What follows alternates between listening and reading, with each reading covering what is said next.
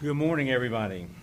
We are here today to announce the formation of a revitalized partnership between law enforcement at the federal, state, and local levels in an effort to take back North Carolina from the violent criminals and drug traffickers that are plaguing the Eastern District.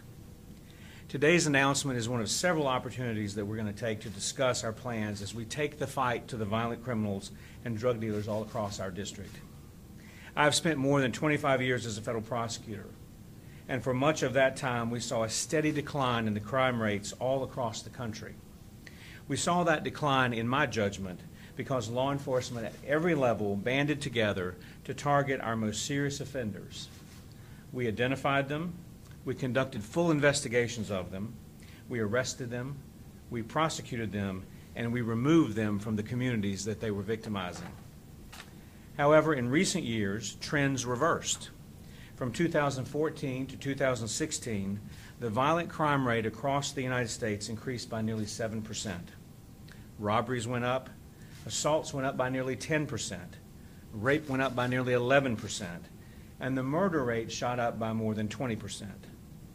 Law enforcement all across this federal district began to sound the alarm bells and warn us that things had changed. Meanwhile, our country has suffered the deadliest drug crisis in its history. More Americans are dying because of drugs than ever before.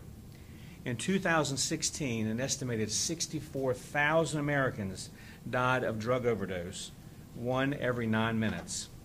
And in 2017, the death toll was even higher. Here in North Carolina, our own State Bureau of Investigation estimates that during the same period, 3 North Carolinians per day died as the result of drug overdose. Many of those deaths were the result of fentanyl and heroin. For Americans under the age of 50, drug overdose is now the leading cause of death, and millions of Americans are living daily with the struggle of addiction. Sadly, the Eastern District of North Carolina is not immune from these problems. The unintentional opioid-related death rate for Eastern North Carolina is higher than the rest of the state. Our own people, friends, neighbors, colleagues across this district and right here in Elizabeth City have been victimized by violent crime, have lost their lives due to drug addiction and drug overdose, and many suffer with drug addiction. We have seen growing heroin use all across the district. We have seen even larger seizures of fentanyl that are beginning to occur in the district. And those around us continue to suffer and to die. Let me tell you this very clearly. We will not stand back and let crime rates and drug addiction continue to rise. We will not allow the progress made over the last 2 decades to slip through our fingers. We will not cede one block or one street corner to violent thugs or those that are peddling drugs. When President Trump took office in January of 2017, his direction to the Department of Justice was very simple, and he was very clear about it. Reduce crime in America. He issued an executive order stating just that. He made it clear that he wanted violent crime to stop. He made it clear that he wanted our communities made safe again. He made it clear that the drug dealers, the violent criminals, and those who would victimize our citizens would be stopped. He made it clear that we would support our law enforcement officers who run into the face of threats when we run away from them. The Attorney General of the United States, Jeff Sessions, was on the receiving end of President Trump's directive. And when I first met with him as part of the process to become the United States Attorney, he looked me square in the eye and he asked me if I was committed to the hard work of reducing our crime rate. He asked me if I was willing to take on the drug traffickers and violent criminals that were plaguing the Eastern District of North Carolina. And he asked me how I would accomplish those goals. Since I took office as United States Attorney in October of last year, I've been focusing nearly all of my efforts and the efforts of the incredible federal prosecutors that I lead on these issues. We have been working with our sheriffs, our chiefs of police, our elected district attorneys, victim services personnel, faith-based and charitable organizations, all with the goal of attacking the rising crime rate and drug overdose death rate. And we are here today in one of a series of announcements that we will conduct all across our district to tell you that we are taking North Carolina back from the drug dealers and violent criminals. We are taking North Carolina back from the doctors and pharmacies who overprescribe, and illegally distribute prescription drugs, and we are prepared to work at this problem until every community, every neighborhood, every street, every home in this district is safe and secure and free from the worry of violent crime and drugs. Now, our work is already underway. We have been reassigning our resources, working cooperatively with law enforcement partners, and targeting the worst offenders for months. But today I want to announce how we will take North Carolina back from these people. For more than 30 years, we have used the Organized Crime Drug Enforcement Task Force, a congressionally funded group of prosecutors and agents working together across the district and led by my office, as our primary vehicle to identify and target the most serious drug trafficking organizations operating in our district. Historically, in this district, OCDEF, as it's known, has been used aggressively and effectively to drive drug traffickers out of the Eastern District. In recent years, however, OCDEF had been de-emphasized. Its caseload fell dramatically, and investigative agencies were left with no choice but to pursue prosecution of these organizations and these individuals in state court.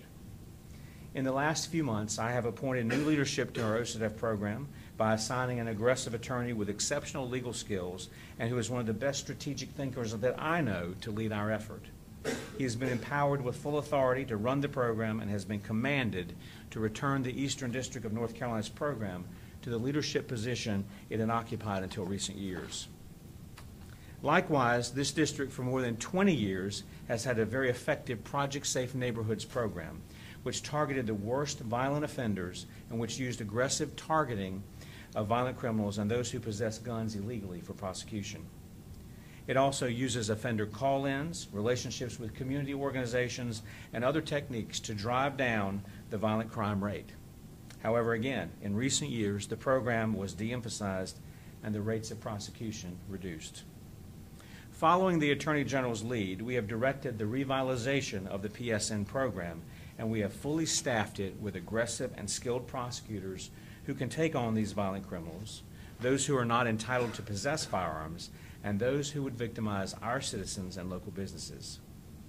But the re-emphasis of these programs, which are run out of Raleigh and Washington, simply won't get the job done. Our efforts must be real and on the streets of Elizabeth City, for example, for it to reduce violent crime and remove drug traffickers from our neighborhoods. So let me outline the practical steps we've taken to attack these problems. First, I have directed that all of the resources of my office, whatever it takes, all 51 Assistant United States Attorneys and the nearly 20 Special Assistant United States Attorneys, if necessary, will be focused in some way on addressing issues of violent crime and drug trafficking through those two programs. And I do not mean that we will give lip service to the programs. These resources will be dedicated to strategically targeting the worst offenders in each community and prosecuting them in federal court.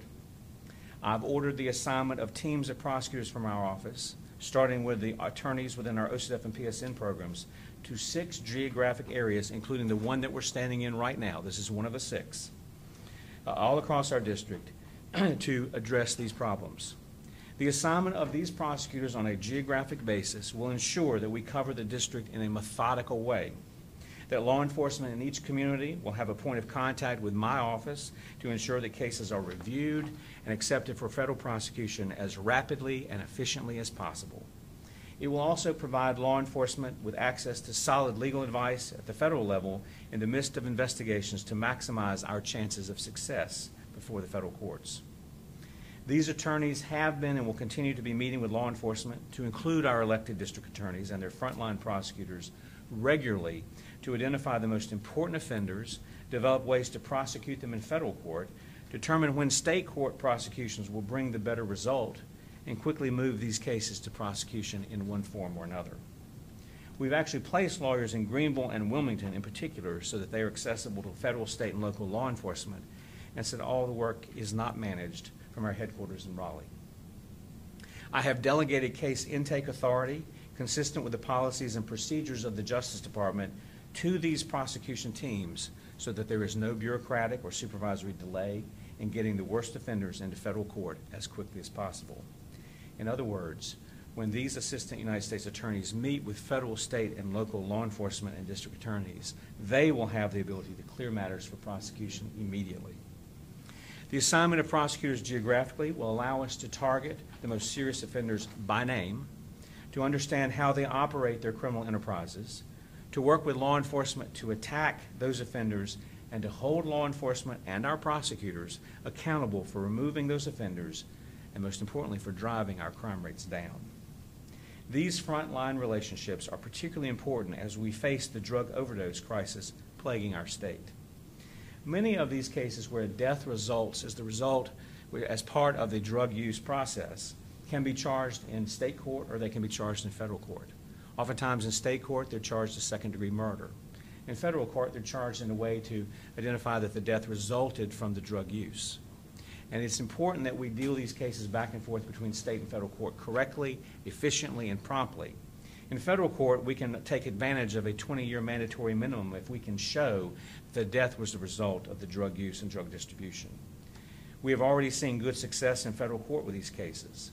In the last few months, we have charged a good number of these cases, and the court has handed down some very stiff sentences, including most recently the 27-year term of imprisonment that Elton Wayne Watson from Wilson County is now serving as the result of the death he caused by distributing heroin. We're going to keep bringing these cases. We're going to keep punishing people who are involved in distributing drugs that kill people. Hear me clearly. We will identify the worst offenders in communities all across the Eastern District, and we will move aggressively against them and bring them to justice in federal court. We have also embraced the Attorney General's directives as to how we are to handle cases once they are charged in federal court. In recent years, federal prosecutors all across the country laid down some of their most important weapons against violent and drug-related crime. We have picked those weapons up again, and we are using them consistently in federal court in this district. We are now always charging the most serious, readily provable offense. There is no longer any type of charge bargaining in this district in federal court. Whatever the most serious charge is, that's the one that we will bring. And where there is a firearms offense that can be charged along with an underlying substantive crime, we will bring those gun charges. So, for example, where an offender carries a gun to a drug transaction, he or she can expect an additional 5 years to be tacked onto the lengthy sentence that usually flows from the drug crime. If they brandish the firearm during the deal, they can expect another 7 years added on to the end of the sentence. And if, God forbid, they should discharge that firearm, they will see 10 years added to their sentence. And remember, in federal court, there is no parole, no exceptions. We are also now again requiring offenders who want to plead guilty in an agreement with the Justice Department to plead to the most serious readily provable offense. These types of agreements ensure that the punishment fits the crime and that there is consistency in how we treat offenders.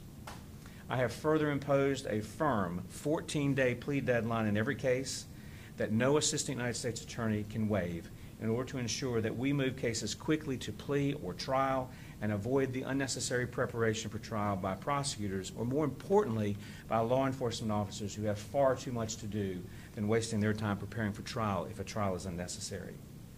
Once that deadline passes, we will not engage in plea negotiations nor strike any type of deal with defendants. If they miss the deadline, they are for trial, and they will face the maximum penalties that are available at the conclusion of a trial. Our prosecutors have also been given firm internal deadlines requiring them to move cases, particularly cases brought to us under the Project Safe Neighborhood program, to indictment within a relatively short period of time. We've also directed our prosecutors to utilize the full range of recidivist sentencing enhancements. Thus, if you are a drug offender and you have 1 or 2 prior felony drug offenses, expect the imposition of mandatory minimum sentences which have been enhanced upon notice by the prosecutor because of your criminal record. The President and the Attorney General have also made it clear that any crime which targets law enforcement officers in any way is to get priority attention from my office if we can get jurisdiction over the offense and if it makes sense to prosecute it. In other words, if the crime committed against any law enforcement officer is a federal crime, and if we can get the best outcome in federal court, we will prosecute that matter on a priority basis. And I'm proud to make those cases one of the priorities of my office. Indeed, we have already been called upon to pursue a group of bank robbers in Robeson County who shot at police officers who were trying to apprehend them. We immediately added an attorney to the FBI's investigative team at their request, participated fully in the investigation that led to the arrest of the offenders, and we moved the case quickly into federal court. 2 of those individuals have already pled guilty. 2 have made the choice to go to trial, and we look forward to presenting that matter to a trial jury very shortly. Now, the main way for offenders to get out from under these lengthy sentences is to cooperate with investigators. That cooperation is critical for us to attack criminal organizations. It is critical if we are to move up the chain in drug trafficking and violent crime organizations and bring to justice those who don't pull the trigger or who don't sell drugs in the street, but who call the shots and who profit from the crimes committed by others. We will encourage that cooperation so long as it is offered quickly and at a time when it can assist law enforcement in a demonstrable way. Offer that cooperation early and truthfully, and we will reward you under the law. Wait or refuse to cooperate with us, and we will pursue those long sentences that Congress provided for those crimes. Our geographically assigned prosecution teams have been and will continue to meet with law enforcement across the district. They will get around the table with our sheriffs and chiefs and with the frontline officers who work these cases to identify the worst targets and determine how to build a viable federal case against them. They will continually meet with our elected district attorneys to determine which defendants that are charged in state court can be more appropriately transferred and handled in federal court. We have already had much success in this area. In recent weeks, my office has accepted more than 100 defendants from across the district and who might otherwise not have landed in federal court for prosecution under the rules that I've outlined. The strategic prosecutions have already begun, and the heat is beginning to be felt in communities all across the district. I have also assigned a team of civil attorneys to the effort. Another tool that Congress gave us is the seizure and forfeiture of assets of drug dealers and violent criminals as a way to deny them the profit they seek. Each of our drug indictments will contain an asset forfeiture notice, and we will aggressively pursue anything of value that facilitates a drug trafficking crime or which constitutes the profit of such a crime. We will pursue those assets through the criminal prosecution or through a civil or administrative proceeding where possible. If your crime generates cash, we will seize it. If your fancy car was brought with drug money, we will take it. If your house or business facilitated the drug crime, we will move to forfeit it. And our civil attorneys will be working with the Drug Enforcement Administration to deprive medical professionals who over and illegally prescribe prescription drugs of their licenses to prescribe controlled substances. We will also work very hard to ensure that members of the public know the risk of getting involved in violent crime and drug crime in the hope that they won't go down that road. We want to deter people from committing crimes rather than having to prosecute them after the crime. One of the most effective strategies used within the PSN program in the past was the advertising of penalties in the communities in which we were prosecuting. Through public service announcements, billboards, signs placed in businesses, through advertising in movie theaters, on the radio and on television, and through interviews, we got the word out that if you committed these crimes, particularly gun crimes, you will face long federal prison sentences. Working with our federal, state, and local law enforcement partners, we are identifying the most effective ways to communicate this information in each community, and we will use a combination of these methods in each of the 6 regions where we are operating. You will begin seeing these ads in the coming weeks, and we ask local business people to join the effort to take back North Carolina by helping us to get the word out within their communities. Let me say a word about the law enforcement partners with me here today. The vast majority of law enforcement in the United States is handled by state and local officials all across the country. In North Carolina, our sheriffs and our chiefs of police and the frontline officers they lead are the ones who really do the bulk of the work. Our elected district attorneys handle 95% of the prosecutions in this state. And as a citizen of this state, as a husband and a father who is raising his family here, I am so grateful for the work that they do every day.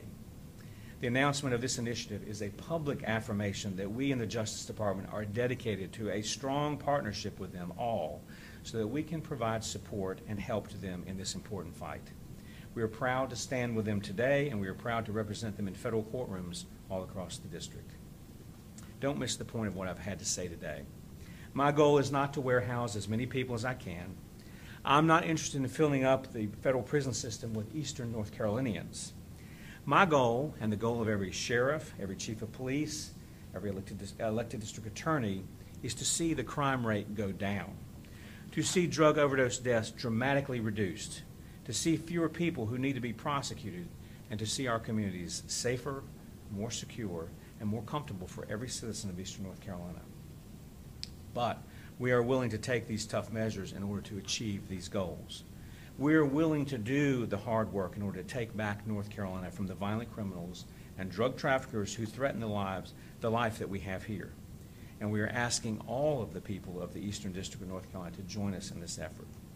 Now, let me recognize some of our law enforcement officers and offer them the opportunity to comment on this. So, just anybody who would like to.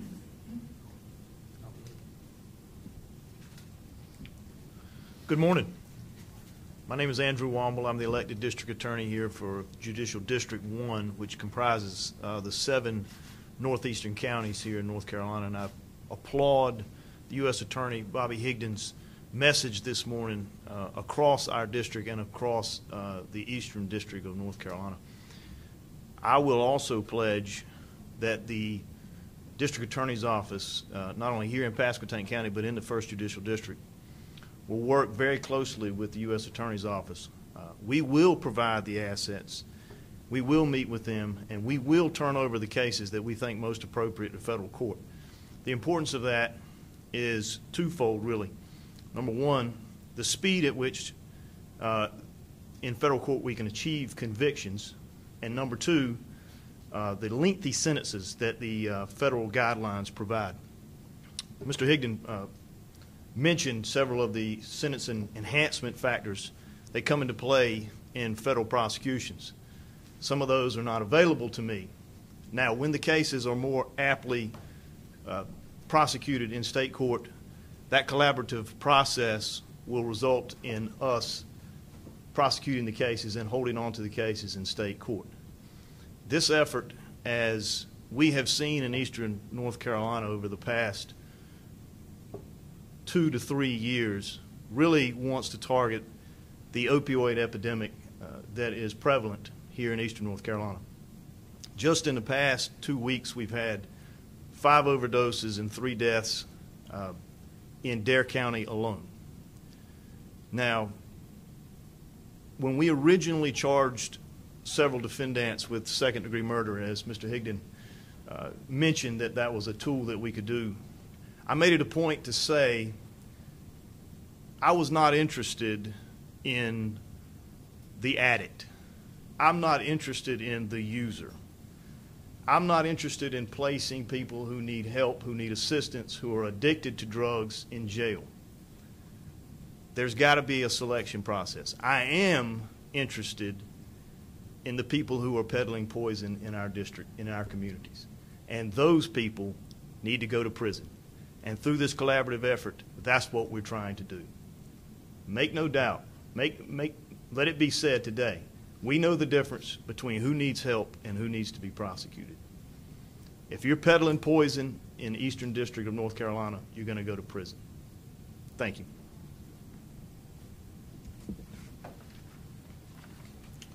Good morning. My name is Eddie Buffalo. I serve as the Chief of Police for the City of Elizabeth City. I'm thankful for my collaboration with my local, state, and federal partners. I'm also thankful for the Elizabeth City Police Department being able to partner with Take Back North Carolina initiative, spearheaded by the U.S. Attorney's Office in the Eastern District. In an effort to combat drug and violent crimes, to address the opioid epidemic we are currently facing, we all stand together today to let the public know that we're going to work diligently and continuously until we begin to see a change within our community. The Pasquotank County, Elizabeth City area, as well as all of Eastern North Carolina, has been hit hard by the opioid epidemic. Along with the drug use and abuse of opioids and heroin comes to the potential of violent crimes that will eventually increase. We are very thankful for all the resources from the Justice Department in order to prosecute those who traffic these drugs and those who commit these violent offenses. To put it simply, I've never seen a drug problem this severe in almost 30 years of my law enforcement career. If you were to survey a group of individuals in this area, you would be hard-pressed to talk to someone who has not been affected by this epidemic, either directly or indirectly. Drugs and relevant violent crimes are affecting our neighbors, our friends, in some cases our own families, and are most concerning to our children and our youth within our public schools. We intend on apprehending those individuals who are driving the crime rate up, arresting them and getting them off the streets, and working with our local, state, and federal prosecutors to see that punishment meets the crime. We must do diligence. We intend to combine every resource from the police department to the sheriff's office to the DA's office to the U.S. Attorney's office to accomplish this mission to reduce the crime and the fear within our neighborhoods. Confucius once said, I quote, "The expectations of life depend upon diligence. The mechanics that will perfect his work must first sharpen his skills," unquote. Let it be known today that law enforcement and prosecutors are sharpening their skills. We will continue to take a proactive stance against crime in this region, in this district, in this county, and this state. We will not back down on our efforts as the situation at hand is urgent and our response is paramount. Thank you.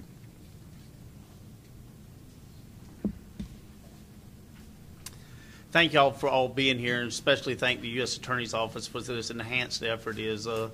I've been in this business probably right at 34 years, almost 24 years as sheriff is, and we've always had a great working relationship with local, state, and federal but now we've actually got more buy-in to do more with less as we all try to do so the U.S. Attorney's Office jumping on board and the FBI that several years ago had to close their office here. They have reopened the office locally.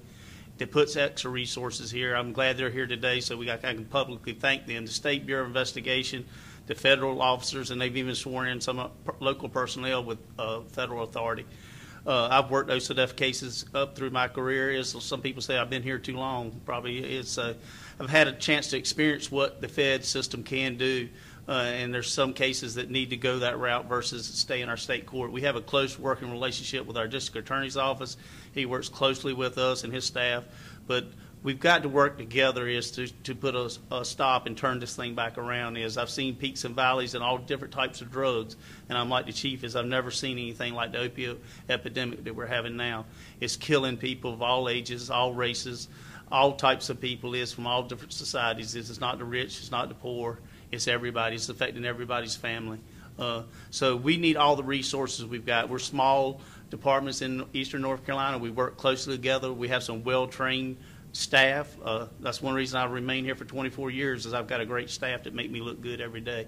The U.S. Attorney's Office, that's what he's done is he surrounded himself with a good staff. We've already met, like I said, as the FBI's opened their office, they've hit the ground running with our people. Some people have already been prosecuted. Indictments are coming. More arrests to follow. We've had several meetings and continue to look forward with this collaborative effort. We can only do it if we do it together because the bad guys are out there fighting and collaborating and working against us. And so we've got to work together as one team. Thank y'all. Good morning. My name is Henry King. I'm the incoming police chief for the town of Edenton. First, I would like to thank Mr. Higdon for providing us the extra tool to prosecute these individuals. I concur with what they said. I'm not about mass incarceration, but we have to target those select individuals that are causing problems in our city and our county. And I'm looking forward to working with him, our elected DA, to come up with a plan and go after those individuals so we can reduce the quality, so we can better the quality of life in the town of Edenton as well as Chowan County. So I want to thank you very much, sir, for giving us the tool. Do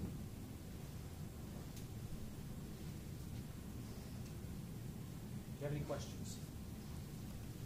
What is that? A lot of what you guys have talked about is more on the prosecution, and just to, I know this is kind of a complete story, and you guys are working together on the front lines to really take these people down. Obviously, you need to take them down first in order to prosecute them. So can anybody speak to, some targeted efforts that are happening right now in your counties and cities to catch these drug offenders? Well, I'll be happy for them to answer that question. Obviously, they're not going to give you any names, but part of what we're doing, really the main focus of what we're doing is we're putting prosecutors, federal and state prosecutors, around the table with law enforcement. And because local law enforcement, in particular, they know who the bad guys are. They know who the worst offenders are. They know who is driving the crime rate. They know who is driving the drug distribution rates. And so what we want to do is we want to identify those people by name because we want to know that if we prosecute them and we remove them from the community, it's going to make a difference. And so we're targeting those people. Every prosecutor in my office has been told, we want to get the numbers up. We know we've got to do that, but we don't want to get meaningless numbers up. We want to make sure we are strategically identifying and targeting those that if we prosecute them, it'll make a difference. So they're sitting around the table and they're identifying those. So if you're out there dealing drugs, you can bet that somebody in a local law enforcement agency, a chief of police, a sheriff, the FBI, you name it, they're going to figure out who you are. They already know. They're putting you on a list of people that we're coming for. And then we're going to develop the investigations necessary. Sometimes it's make a drug buy from them. Sometimes it's more extensive. It's let's run a federal wiretap. It may be anything. It may be a combination of those things. But we're going to stay at it until we have taken the people that are identified on that list out of the community and drive that crime rate down. That's sort of how we're running these things. Any of these guys can, or lady can address that. I'm Sheriff Dwayne Goodwin. I'm in Chowan County Sheriff. I hope what this meeting means to me is that local crimes used to be local crimes. It just happened in Chowan. We've seen a major increase now of crimes of people coming from, well, we just had one a few weeks ago where the suspects were from Edenton and came over and did some shooting over in Pasquotank, and they made the arrest. What I hope this means to me is that now we will have teeth. Because what happens in local court now, a lot of times the judges, their hands are tied. We had a great working relationship with the U.S. Attorney's Office at one time. National politics kind of changed that.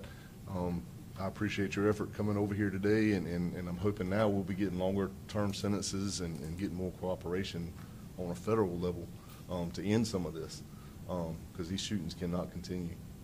I mean, and while you're up there, can you, no names obviously, but can you just point to maybe an anecdote or a case that you've worked or your deputies have worked that has fallen through and not gone to the hard stiff punishment that you would have liked? A specific case? No, I don't have a specific case. Just an example. I might be able to help you. Here we go. I might be able to help answer at least one type of question. I'm Ed Gray. I'm an assistant U.S. attorney in the Eastern District of North Carolina. I'm in the Organized Crime Drug Enforcement Task Force. You've heard it referred to as OCDF. And we recently just received a sentence on a local case in Currituck County, which was a meth lab that was being operated by a person who for about a 6-month period was just running a meth lab, was making purchases of Sudafed in North Carolina as well as in Virginia. The local jurisdiction, Currituck County Sheriff's Office, they took the lead on that. And that's normally the type of case that you typically will not see coming up to the federal level. However, they identified that this person was a center of gravity for criminal activity. Because of the manufacture of methamphetamine within this household, you had people who were stealing from other communities. You had people who were stealing from stores. You had people who were becoming addicted to other drugs. Now, this was taking place in a town of Mayock, which my understanding is the population is about 600 people. Well, in this meth lab, we had 10 people who were working. So we're talking a sizable portion of the local community being involved in a criminal enterprise. We were able to take down the head of this criminal enterprise, and he was not a drug abuser. He wasn't a drug user. He wasn't an addict, although he did use these drugs. But this is a person who was making a profit peddling poison in the community. And this was an example of how the Currituck Sheriff's Office brought a case to our attention because they said this is a larger issue. It's not just a person dealing drugs. It's not just a community dealing from drug users. The drugs were begetting violent crime, which was begetting more crime. So by bringing in our resources, we were able to take a person and give him a sizable federal sentence, which ultimately sent a larger wave within that community. If you talk to people in Currituck now, they will tell you the feds are watching. And that's exactly the same sort of message we're trying to send now with this activity. So I've been sitting here with all of these agencies over the last 2 weeks, and we'll be meeting with them far frequently. But what we want to do is we want to send that message. And that's what Mr. Higdon has tasked all of us to do as his prosecutors, get out there and make the community safer. So that's an example of how we're making this a little bit better for those on the local side, but more importantly, focusing on the end result, which is making our community safer. Is there anybody that can explain kind of what we're seeing in 2018? You know, we've been doing stories about opioids in 2016 about how it's bad, about 2017 how it was bad, and there's an article in the paper down here today saying that in Pasquotank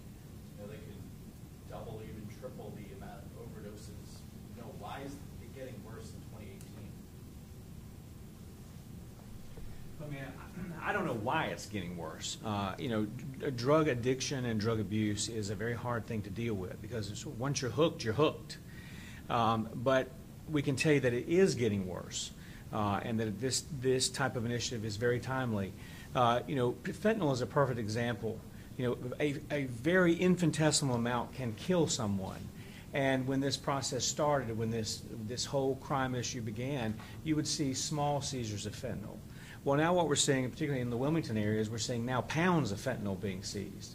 I was with the Attorney General in Washington yesterday, and he's talking about kilos of fentanyl being seized in some of the larger cities, enough to kill tens of thousands of people. So we know that the issue is getting more and more serious. And it's more serious on top of that, and I've referred to this, is in the past, drug problems have always been a problem. I mean, it's been an issue. It breeds violent crime. We don't want to see people addicted. But now we're into the category where the drugs themselves in very small quantities can literally kill people instantly. It also poses a risk to our law enforcement. If they're exposed to it, they can die. And so it just is an exponentially more serious problem. I don't know what the numbers show right now because our statistic keeping is always, it lags. But what I'm hearing in the Justice Department in terms of the information they're gathering is that we may have plateaued. Now that's not where we want to be, that's unacceptable. But that may tell us that the aggressive prosecutions and the cooperative investigations that are going on all across the country are starting to make a difference. That's our hope and that's our goal. And so the plateauing is the first thing, but we have a long way to go to get it down to nothing, to where it ought to be. But this type of effort is going on all across the country. The Attorney General has been very clear when we meet with him that he wants this type of cooperative effort taking place everywhere in the United States. And he's had the same experience that I've had as a federal prosecutor, is the cooperative efforts work. We don't do well when we're siloed, when we're operating in our own world. We do very well when we're sitting around the table, we're comparing notes, we're targeting people together, and we work as one entity, federal, state, and local law enforcement. And so that's, I think, our very best hope of success. And it worked in the past. When we dealt with the crack problem, it improved dramatically when we worked together. The cocaine problem, the other drug problems. This is just the newest problem. It just happens to be a lot worse because of the results that can happen. Yes, sir. Did I understand correctly, sir, that there has been an FBI office open locally, and could you elaborate where it is? You want to talk about that?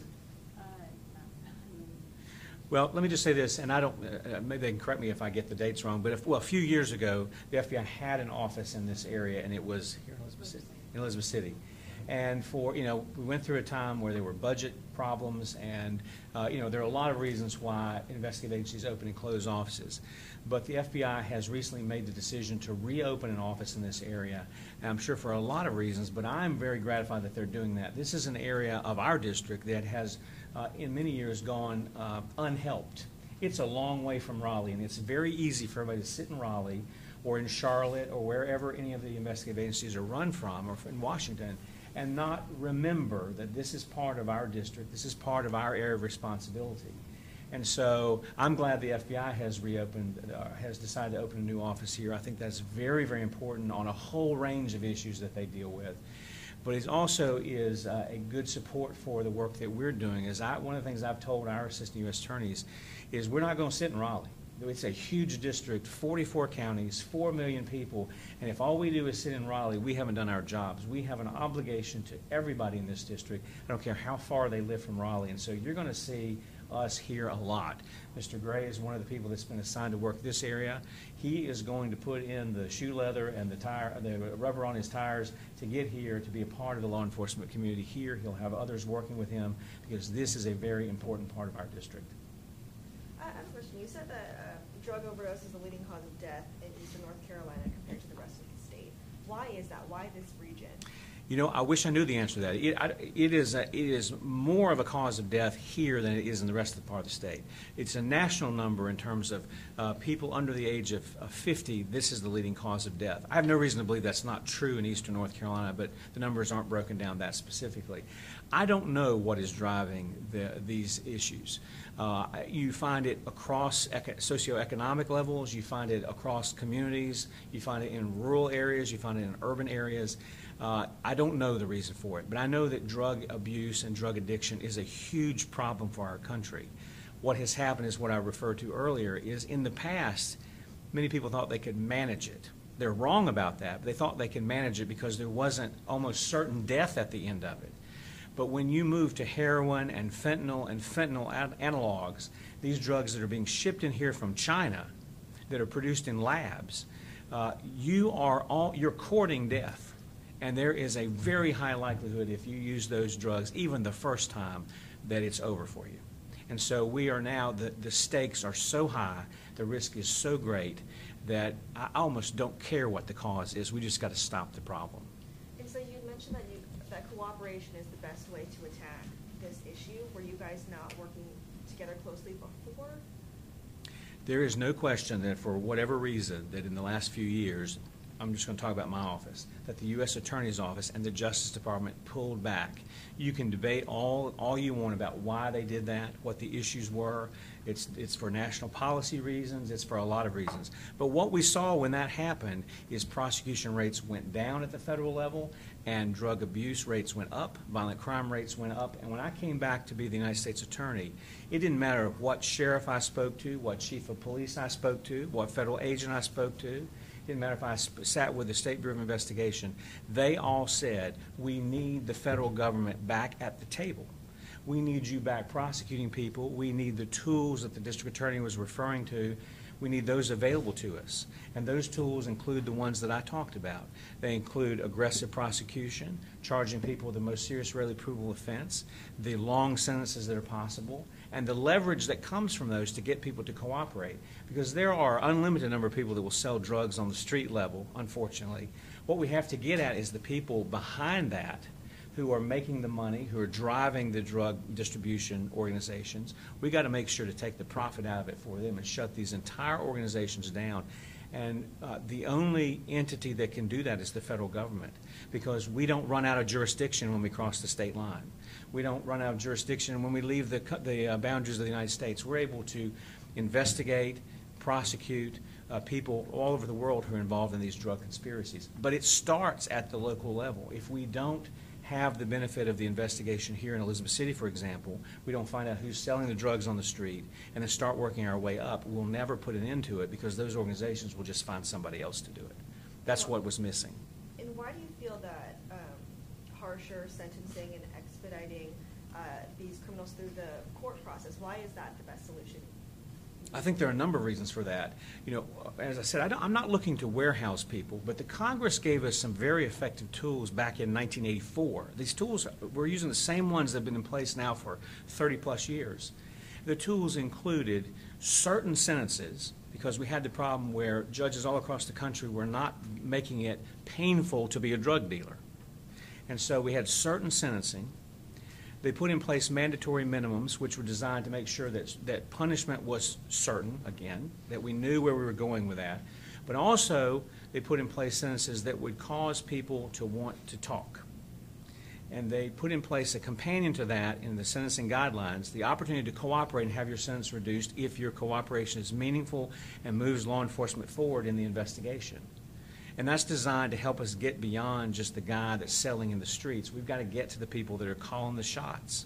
We've got to get to whoever it is that's producing fentanyl and pushing it into our country. We've got to get to the organizations that are controlling the heroin trade. We still have methamphetamine, we still have crack cocaine, we still have cocaine powder. We've got to get to the root of those organizations, and you can only do that by making sure that people have incentive to tell us where it's coming from and who's involved. And in that system, it would seem as if drugs will never not be a problem, because you have people who you're letting off, or you're getting them, and you're waiting to get to that kingpin at the top. But I mean, do you ever see this going away? Do you ever see this problem not being an issue in our community? Let me tell you something. I wouldn't have spent 25 years as a federal prosecutor doing this if I thought there was no hope in sight. But what we have to do is we've got to remain committed to it. We can't keep changing our minds about how we're going to do this. And what does work is if you prosecute people aggressively, if they're the right targets, if they're the strategic targets that are controlling all of this, prosecuting them, putting them in prison, making them talk is the best way that we know how to do this, and it has worked in the past. When we did it and we did it right, the crime rates went down, the violent crime rates went down, drug use went down. When we stopped doing it, they went up. And so I don't do this because I think it's a futile effort. I believe that we can fight this fight and we can win this fight. And I know the Attorney General believes that. When I've sat with him, he says, we're going to win this battle. This is a battle we can win, that we have to win. Otherwise, people in our country are dying. And so I'm doing this because I believe that we can win this battle. It's going to take a long time, but we're going to win it. And maybe this is a question for Mr. Womble, just because I'm interested in the doctors and the pharmacies. Have we prosecuted cases in your region against doctors and against pharmacies who have illegally prescribed drugs or the amount of drugs? We have not prosecuted any pharmacists and or doctors prescribing since I have been the district attorney here. That's not to say that we're not aware of issues, but we have not brought any to prosecution. And to piggyback a little bit on what Mr. Higdon said, it's not whether we believe that the effort ultimately will lead us to eradicating the problem.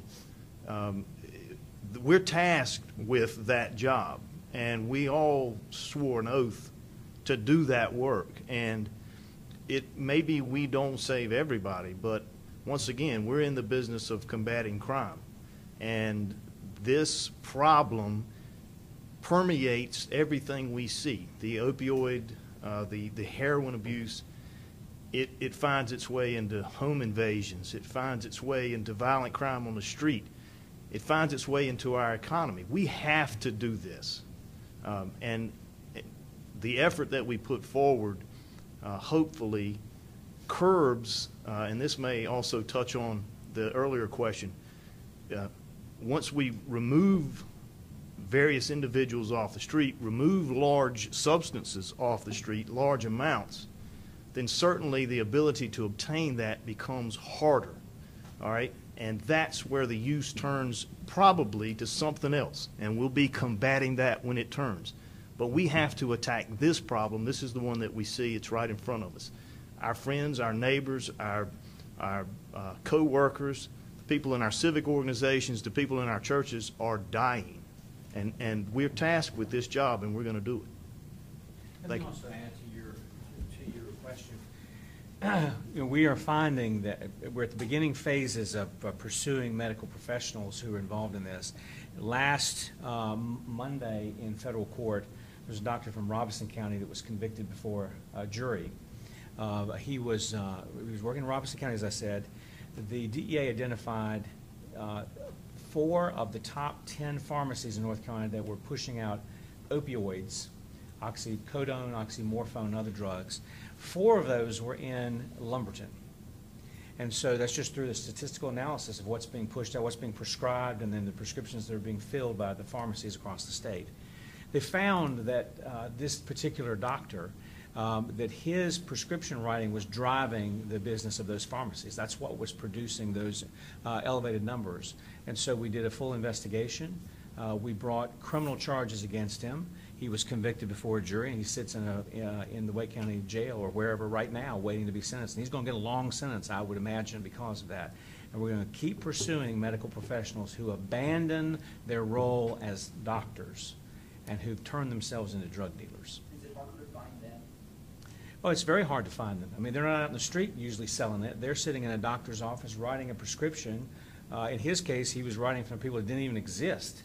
But it makes it harder because you've got to do that additional legwork. You've got to pour through the numbers. You've got to pour through the records and find out who is it that is an outlier.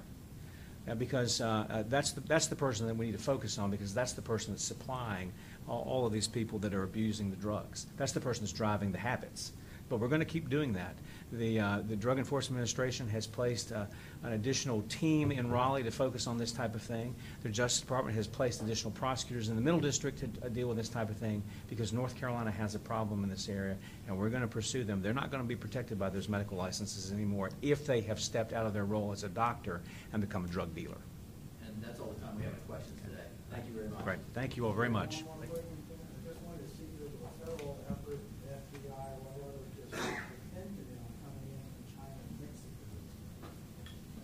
That's where it's causing a lot of. Well, I can tell you, I think that's a very important question. I can tell you, the Attorney General talked about this with us yesterday when I was in Washington, is there are massive efforts underway from a diplomatic standpoint, from a law enforcement standpoint, to figure out where in China these drugs are being produced and to put a stop to the export of them into the United States. And it's going to be done from a diplomatic standpoint. It's being done from a law enforcement standpoint. Thank you all very much.